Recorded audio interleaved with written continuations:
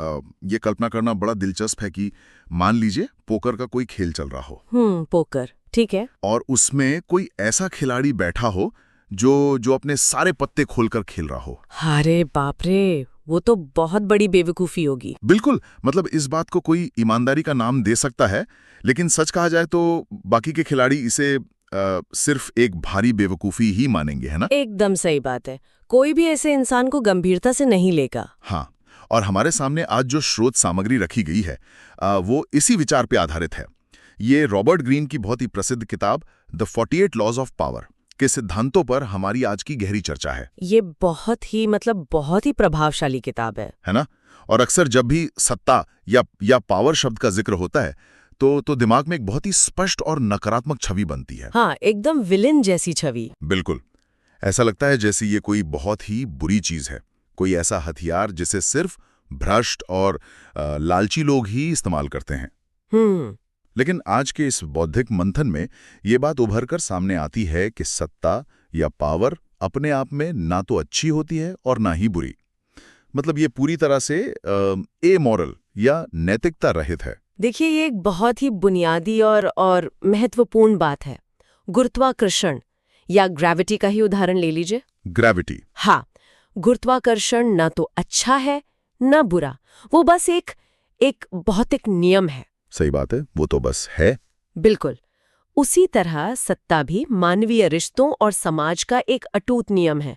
ये पिछले 3000 सालों के इतिहास, दरबारों की राजनीति और महान रणनीतिकारों के अनुभवों का निचोड़ है। ये एक कौशल है, एक खेल है जिसे समझना हर उस इंसान के लिए जरूरी है जो इस समाज का हिस्सा है। चलो इसे थोड़ा विस्तार से समझते हैं। स्रोत सामग्री के अनुसार हमारी आज की ये आधुनिक दुनिया जो बहुत ही सभ्य, लोकतांत्रिक और निष्पक्ष दिखती है, जो कि असल में है नहीं। बिल्कुल नहीं है।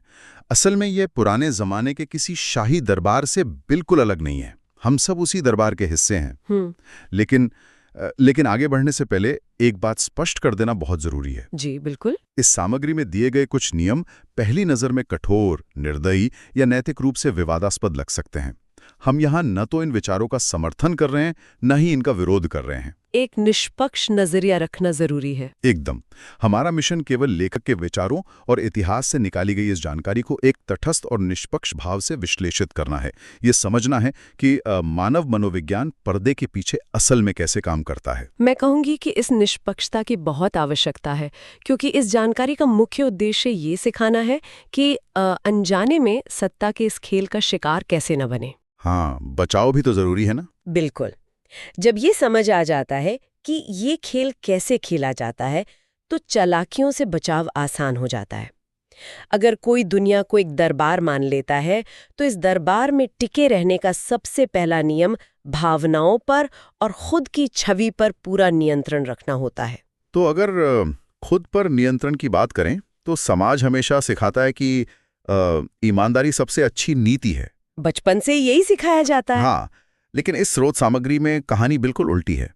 नियम 3 कहता है कि हमेशा अपने असली इरादों को छिपा कर रखना चाहिए। और नियम 4 कहता है कि जरूरत से हमेशा कम बोलना चाहिए। यहाँ ईमानदारी को एक ब्लंट इंस्ट्रूमेंट, मतलब एक भोथरे हथियार की तरह देखा गया है। भोथरा हथियार? हाँ, जो सिर्फ चीजों को तोड़ता है और बहुत शोर मचाता है, जिससे सब सतर्क हो जाते हैं। इसके बजाय एक तेज धार वाले चाकू का इस्तेमाल, यानी कूटनीति का इस्तेमाल ज्यादा प्रभावी होता है, जो बिना शोर मचाए अपना काम कर देता है। यहाँ जो बात सबसे दिलचस्प है वो ये है कि मनोविज्ञान के नजरिए से जरूरत से कम बोलना इतना शक्तिशाली क्यों है? क्यों है? देखिए, इंसानी फितरत खालीपन से या वैक्यूम से घबराती है। अच्छा। जब कोई व्यक्ति बहुत कम बोलता है तो सामने वाले लोग उस खामोशी को भरने के लिए बेचैन हो जाते हैं। अरे हाँ, ये तो मैंने भी महसूस किया है ना? वे घबराहट में ज्यादा बोलने लगते हैं और अपने ही राज या अपनी असुरक्षाएं उजागर कर देते हैं। शक्तिशाली लोग इस खामोशी का इस्तेमाल एक आईने की तरह करते हैं, जिसमें सामने वाला खुद को देखकर घबरा जाता है। बाप रे, ये तो मनोवैज्ञानिक दबाव बनाने का एक बहुत ही अचूक तरीका हुआ। बिल्कुल। और इसी में ये भी बताया गया है कि चतुर लोग ईमानदारी को पूरी तरह से नहीं छोड़ते। वे इसका इस्तेमाल एक धोखे या डिकॉय की तरह करते हैं। जैसे कोई जादूगर करता है। एकदम सही। जैसे कोई जादूगर एक हाथ से ध्यान भटकाता है ताकि दूसरे हाथ से चालाकी कर सके। किसी एक महत्वहीन या छोटी बात पर बहुत ही ईमानदारी दिखाना ताकि सामने वाले को लगे कि अरे ये इंसान तो बहुत सच्चा है। हाँ, और जब सामने वाला अपना गार्ड नीचे कर लेता है तब असल खेल शुरू होता है। और ये सब कुछ एक बहुत ही मजबूत रेप्यूटेशन या प्रतिष्ठा की नींव पर खड़ा होता है। नियम 5 यही कहता है कि प्रतिष्ठा की हर कीमत पर रक्षा होनी चाहिए, क्योंकि प्रतिष्ठा वो चश्मा है जिससे दुनिया किसी को देखती है। और शायद इसीलिए नियम 25 इस बात पर जोर देता है कि अपनी पहचान खुद बनानी चाहिए। बिल्कुल। समाज को या दूसरों को यह तय नहीं करने देना चाहिए कि कोई इंसान कौन है। अपनी पहचान को एक कलाकृति या नाटक के किरदार की तरह गढ़ना चाहिए। ये पुनर्निर्माण बहुत जरूरी है। मैं मानती हूँ कि अगर इंसान वो बन जाए जो समाज उससे उम्मीद करता है तो वो आसानी से दूसरों के नियंत्रण में आ जाता है। सही बात है, वो एक कठपुतली बन जाता है। हाँ, अपनी शर्तें खुद तय करना और अपनी एक रहस्यमयी या शक्तिशाली छवि गढ़ना सत्ता की दिशा में पहला ठोस कदम है। तो अगर पहचान को एक कलाकृति की तरह गढ़ा जा रहा है हाँ, और नियत छुपाई जा रही है, हाँ, तो जाहिर है कि ये नाटक अकेले तो नहीं खेला जा रहा है। नहीं, बिल्कुल नहीं। आसपास लोग मौजूद हैं, दोस्त है, दुश्मन है, सहकर्मी हैं। जब इंसान खुद इतना सतर्क है तो इन रिश्तों को किस चश्मे से देखा जाए? यहाँ नियम 2 सामने आता है। नियम 2? हाँ, जो कहता है कि दोस्तों पर हद से ज्यादा भरोसा नहीं करना चाहिए। हाँ। और दुश्मनों का इस्तेमाल करना सीखना चाहिए। देखिए, ये नियम मानवीय भावनाओं और ईर्ष्या की बहुत ही गहरी समझ पर आधारित है। आमतौर पर यह माना जाता है कि दोस्तों के साथ काम करना सबसे सुरक्षित है, लेकिन स्रोत सामग्री स्पष्ट रूप से बताती है कि दोस्तों में एनवी या ईर्ष्या बहुत जल्दी पैदा होती है। ईर्ष्या दोस्तों में? हाँ, जब किसी दोस्त को अपने से नीचे या ऊपर के पद पर देखा जाता है तो वो पुरानी व्यक्तिगत भावनाएं आड़े आने लगती हैं। ऐसे में पेशेवर दूरी बनाए रखना लगभग असंभव हो जाता है। मुझे यहाँ थोड़ी उलझन हो रही है। क्या हुआ? मतलब ये तो बहुत ही मशीन की तरह सोचने वाला नजरिया हो गया, जहाँ हर इंसान को सिर्फ एक मोहरे की तरह देखा जा रहा है। ऐसा लग सकता है। क्या वाकई वफादारी जैसी चीज का कोई मोल नहीं है? अगर किसी अनजान या पूर्व दुश्मन पर दांव लगाया जाए तो क्या वो पीठ में छुरा नहीं घोंप सकता? दोस्तों के साथ एक पुराना रिश्ता तो होता है। ये चिंता बहुत स्वाभाविक है, मैं समझ सकती हूँ, लेकिन इसे इस तरह से समझना होगा कि जब किसी दोस्त को काम पर रखा जाता है तो जाने अनजाने में उसकी क्षमता से ज्यादा उसकी वफादारी या एहसानमंदी की उम्मीद की जाती है। हाँ, ये तो है। और एहसान का बोझ किसी को भी पसंद नहीं होता। इसके विपरीत अगर किसी पूर्व दुश्मन को अपने पक्ष में कर लिया जाए और उसे एक मौका दिया जाए तो उसके पास खुद को साबित करने के लिए बहुत कुछ होता है। अच्छा, क्योंकि उसे अपनी अहमियत साबित करनी है। बिल्कुल। वो वफादारी जीतने के लिए एक दोस्त से कहीं ज्यादा मेहनत करेगा, क्योंकि उसे पता है कि उसका अस्तित्व दांव पर है। दोस्त अक्सर ये मानकर चलते हैं कि उन्हें माफ कर दिया जाएगा, दुश्मन ऐसा जोखिम नहीं लेते। अरे वाह, ये मनोविज्ञान सच में हैरान करने वाला है। रिश्तों की इसी बिसात पर एक और चाल है, नियम 11। खुद को इतना जरूरी बना लेना कि लोग अपनी सफलता और खुशी के लिए उस पर निर्भर हो जाए, यानी अपरिहार्य या इंडिस्पेंसेबल बन जाना। एकदम। लेकिन क्या इससे इंसान खुद भी एक ही जगह नहीं फंस जाता? अगर कोई इतना ही जरूरी है तो फिर वो उस जगह से आगे कैसे बढ़ेगा? अगर हम इसे बड़े परिप्रेक्ष्य से जोड़ें तो अपरिहार्य होने का मतलब ये नहीं है कि सारे काम खुद किए जाएं। तो फिर क्या मतलब है? इसका मतलब है वो धुरी बनना जिसके बिना पहिया घूम ना सके।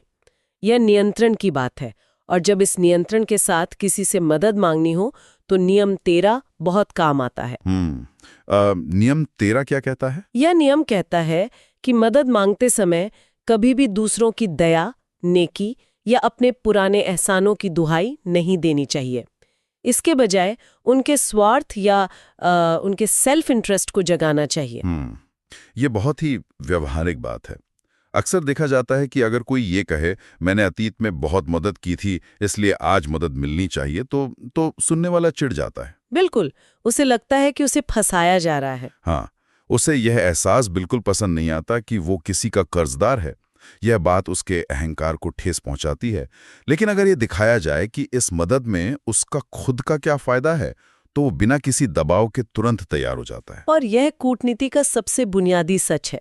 इंसान स्वाभाविक रूप से अपनी जरूरतों और फायदों को प्राथमिकता देता है। सही बात है। तो इस नस को पकड़ लिया जाए तो महान आदर्शों की बात किए बिना ही लोग खुशी खुशी साथ देने को तैयार हो जाते हैं। तो अब तक ये स्पष्ट हो गया कि अपनी छवि कैसे बनानी है और रिश्तों के इस शतरंज में मोहरों को कैसे समझना है। अब बात करते हैं असल मैदान की, जहां रणनीति और कार्यप्रणाली का इस्तेमाल होता है। ये हिस्सा बहुत दिलचस्प है। हाँ, स्रोत सामग्री में कुछ बहुत ही आक्रामक लेकिन बेहद दिलचस्प नियम दिए गए हैं। जैसे नियम 8, लोगों को अपने पास आने पर मजबूर करना। तो इस सब का असल मतलब क्या है? इसे अगर एक चुंबक के रूपक से समझें तो कोई खुद हरकत नहीं करता, बल्कि एक ऐसा आकर्षण या स्थिति पैदा करता है कि सामने वाला खिंचा चला आता है। ये चुंबक वाला रूपक बिल्कुल सटीक है। जब कोई किसी को अपने इलाके में आने के लिए मजबूर करता है तो असल में वो खेल के नियम तय कर रहा होता है। अच्छा, मतलब कंट्रोल अपने हाथ में लेना। बिल्कुल। सामने वाले को अपनी योजनाएं छोड़कर दूसरे की चाल का जवाब देना पड़ता है। ये ऊर्जा बचाने और दूसरे को थकाने की रणनीति है। जो प्रतिक्रिया या रिस्पॉन्ड देने पर मजबूर होता है वो हमेशा कमजोर स्थिति में होता है। और प्रतिक्रिया अक्सर भावनाओं से जुड़ी होती है। जब सामने वाला थका हुआ या गुस्से में होता है तो वो गलतियां करता है। एकदम सही। इसी रणनीति का दूसरा हिस्सा है नियम 9, बहस से नहीं बल्कि अपने कार्यों से जीतना। बहस तो एक तरह से शब्दों का टकराव है। देखिए, बहस से मिली जीत असल में बहुत ही खोखली होती है। खोखली कैसे?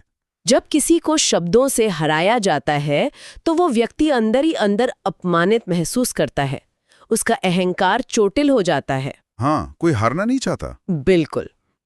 वो हार मान भी ले तो उसकी नाराजगी बनी रहती है। लेकिन जब बिना कुछ कहे सिर्फ अपने कार्यों से या एक्शन से परिणाम दिखाए जाते हैं तो वो जीत निर्विवाद होती है। उसमें कोई कड़वाहट नहीं होती, सिर्फ एक स्पष्ट सच्चाई होती है। इसी आक्रामकता और रणनीति के सिलसिले में एक और नियम है जो इतिहास के पन्नों में बार बार देखने को मिलता है। नियम 15, दुश्मन को पूरी तरह से कुचल देना। ये काफी कठोर लगता है। बहुत कठोर। यहाँ एक बहुत ही प्रभावशाली रूपक दिया गया है कि अगर एक छोटी सी चिंगारी भी सुलगती रह जाए तो वो बाद में भयंकर आग बन सकती है। ये बात बहुत ही निर्मम लगती है। निर्मम है, लेकिन ये उन लोगों के लिए एक बहुत ही कड़वी सच्चाई है जो सत्ता के संघर्ष में उतरे हैं। अगर किसी को दुश्मन बना लिया गया है और फिर उसे आधा छोड़ दिया जाता है, शायद दया खाकर या ये सोचकर कि वो अब कमजोर हो गया है, तो असल में उसे ठीक होने और बदला लेने का समय दिया जा रहा है। अरे बाप रे। हाँ, एक घायल दुश्मन उस चिंगारी की तरह है जो हवा मिलने पर पूरी नफरत के साथ भड़क सकता है। इतिहास गवाह है कि जो दुश्मन पूरी तरह से खत्म नहीं होते वे समय के साथ और भी ज्यादा खतरनाक हो जाते हैं। ये सच में एक खौफनाक तस्वीर है, लेकिन इसके पीछे का तर्क बहुत स्पष्ट है। बिल्कुल। रणनीति के मैदान में सिर्फ दुश्मनों से निपटना ही काफी नहीं है, बल्कि फैसले लेने का तरीका कैसा है ये भी मायने रखता है। नियम 28 कहता है कि पूरी निडरता या बोल्डनेस के साथ काम करना चाहिए। अगर फैसले में थोड़ा भी शक या हिचकिचाहट है तो लोग उसे तुरंत भांप लेते हैं। हिचकिचाहट कमजोरी की निशानी मानी जाती है। मैं कहूंगी कि निडरता एक बहुत ही संक्रामक चीज है। ये लोगों को आकर्षित करती है। संक्रामक मतलब फैलती है? हाँ, जब पूरे आत्मविश्वास के साथ कोई कदम उठाया जाता है तो लोग स्वतः ही उस पर विश्वास करने लगते हैं। लेकिन ये निडरता बेवकूफ़ी भरी या बिना सोचे समझे नहीं होनी चाहिए। इसी के साथ नियम 35 आता है जो समय यानी टाइमिंग की कला सिखाता है। कब आक्रामक होना है और कब पीछे हटना है, इसका ज्ञान होना सबसे जरूरी है। यहाँ आकर बात सच में बहुत रोचक हो जाती है।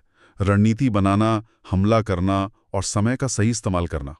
लेकिन जब ये सब काम कर जाएं और जीत मिल जाए तब क्या होता है? तब असली परीक्षा शुरू होती है। हाँ, स्रोत सामग्री के अनुसार सबसे बड़ा खतरा उसी क्षण पैदा होता है।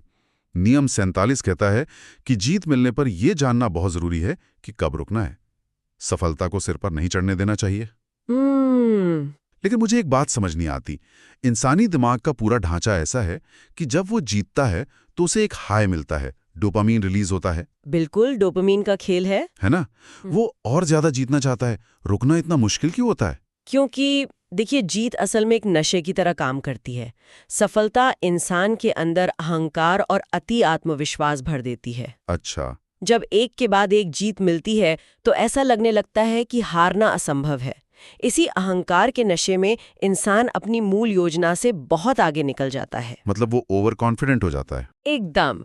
वो अपने दायरे से बाहर पैर पसार लेता है, नए दुश्मन बना लेता है और अपनी कमजोरियों के प्रति पूरी तरह से अंधा हो जाता है। इसीलिए ये चेतावनी दी गई है कि जीत के क्षण में सतर्क रहना सबसे मुश्किल है, अपनी लय को बनाए रखना, और जब तयशुदा लक्ष्य पूरा हो जाए तो वहीं रुक जाना एक बहुत ही दुर्लभ गुण है। यानी जो अपनी जीत को पचाना सीख गया वो सच में शक्तिशाली है। बिल्कुल सही कहा। और इसी रचीलेपन से जुड़ा है इस पूरे दर्शन का आखिरी और शायद सबसे महत्वपूर्ण नियम, नियम 48, खुद को आकार रहित या फॉर्मलेस बनाना। इस नियम में पानी का एक बहुत ही सुंदर उदाहरण दिया गया है। हाँ, पानी की प्रकृति ही ऐसी है कि वो जिस बर्तन में जाता है उसी का आकार ले लेता है। उसका कोई एक तय तरीका या शैली नहीं होती। सत्ता के खेल में आकार रहित होने का मतलब है किसी एक फिक्स्ड रणनीति पर निर्भर न रहना। अगर कोई इंसान हमेशा एक ही तरह से काम करता है तो लोग उसे समझ जाते हैं, वो उसकी चालों का अनुमान लगा सकते हैं। जैसे अगर सामने एक बड़ा पत्थर का किला है तो हमलावर को पता है कि किले की दीवारें कहाँ हैं, उसकी कमजोरी कहाँ है और उस पर कैसे वार करना है। बिल्कुल। लेकिन अगर सामने कोई ऐसा हो जो पानी की तरह बह रहा हो तो दुश्मन किस पर वार करेगा? जो चीज पकड़ में ही नहीं आ रही उसे नष्ट कैसे किया जा सकता है? ये एकदम सटीक विश्लेषण है। हमेशा बदलते रहना, खुद को परिस्थितियों के अनुसार ढाल लेना और किसी एक खांचे में बंद कर न रहना ही सबसे बड़ी सुरक्षा है। दुनिया की कई बड़ी संस्थाएं या साम्राज्य इसलिए गिरे क्योंकि वे अपनी पुरानी सफलताओं के आकार में बंध गए और नए बदलावों के लिए खुद को पानी की तरह ढाल नहीं पाए। जो लोग बहुत सख्त होते हैं वे आसानी से टूट जाते हैं। तो आज के इस पूरे विस्तृत अध्ययन के बाद हमारे सामने क्या निष्कर्ष निकलता है? अगर इन सारे नियमों के साल को गहराई से देखा जाए तो सबसे बड़ी सीख यही है कि पावर या सत्ता हासिल करने के लिए और उसे बनाए रखने के लिए इंसान को अपनी भावनाओं से पूरी तरह ऊपर उठना पड़ता है। पूरी तरह से। यह एक वस्तुनिष्ठ या ऑब्जेक्टिव खेल है। इसमें गुस्सा, ईर्ष्या, प्यार या नफरत के लिए कोई जगह नहीं है। सही समय का इंतजार करना, अपनी नीयत को छिपाना और धैर्य रखना, ये सब एक ठंडे दिमाग से लिए जाने वाले फैसले हैं। और ये समझना भी बहुत जरूरी है कि ये ज्ञान सिर्फ राजाओं, सम्राटों या राजनेताओं तक सीमित नहीं है। हाँ, ये बहुत जरूरी पॉइंट है। हर इंसान अपनी जिंदगी में किसी न किसी तरह की राजनीति का सामना करता है। चाहे वो ऑफिस का माहौल हो, सामाजिक दायरा हो या रोजमर्रा के रिश्ते हों। बिल्कुल। जब ये समझ आ जाता है कि लोग कैसे चालाकी करते हैं, वे कैसे धोखे का इस्तेमाल करते हैं या दूसरों की भावनाओं से खेलते हैं, तो खुद को बहुत हद तक सुरक्षित किया जा सकता है। ये जानकारी एक रक्षा कवच की तरह काम करती है। ये एक बहुत ही सशक्त दृष्टिकोण है। इस ज्ञान का असली फायदा दूसरों को दबाने या उनका शोषण करने में नहीं है, बल्कि खुद को दूसरों के द्वारा मोहरा बनने से बचाने में है। एकदम सही। जब ये पता होता है कि कोई स्वार्थ जगाकर अपना काम निकलवाना चाह रहा है या कोई जानबूझकर अपनी ईमानदारी का दिखावा कर रहा है, तो उस जाल से बचना आसान हो जाता है। ये एक सूचना संपन्न और जागरूक इंसान बनने की दिशा है। मैं मानती हूँ कि यही इस विश्लेषण की सबसे बड़ी ताकत है। ये मानव स्वभाव के उस अंधेरे लेकिन वास्तविक हिस्से से पर्दा उठाता है जिसे अक्सर अनदेखा कर दिया जाता है। जब तक बीमारी का पता नहीं होगा, उसका बचाव कैसे किया जा सकता है? बिल्कुल। और ये एक ऐसा सवाल है जो इस पूरी सामग्री को पढ़ने के बाद हमारे सामने खड़ा हो जाता है। इस संभावना पर विचार करना अपने आप में बहुत दिलचस्प है कि अगर दुनिया का हर एक इंसान सत्ता के इन 48 नियमों को पढ़ ले, उन्हें पूरी तरह समझ ले और अपनी रोजमर्रा की जिंदगी में लागू करने लगे, तो क्या होगा? ये तो बहुत ही डरावना विचार है ना? क्या ये दुनिया शतरंज का एक ऐसा अनंत खेल बन जाएगी जहां कोई इंसान किसी दूसरे इंसान पर कभी भी भरोसा नहीं करेगा, हर तरफ सिर्फ शक और साजिशें होंगी? या फिर इसके उलट क्या हम सब एक दूसरे के छलावों और चालों को इतनी अच्छी तरह से पहचानने लगेंगे कि कोई किसी को धोखा दे ही नहीं पाएगा? और क्या तब ये दुनिया असल में पहले से कहीं ज्यादा पारदर्शी हो जाएगी? ये सोचने वाली बात है। बिल्कुल। ये एक ऐसा विरोधाभास है जो सत्ता के इस पूरे विज्ञान को एक नया आयाम देता है, और इस पे मंथन करना सच में बहुत दिलचस्प है।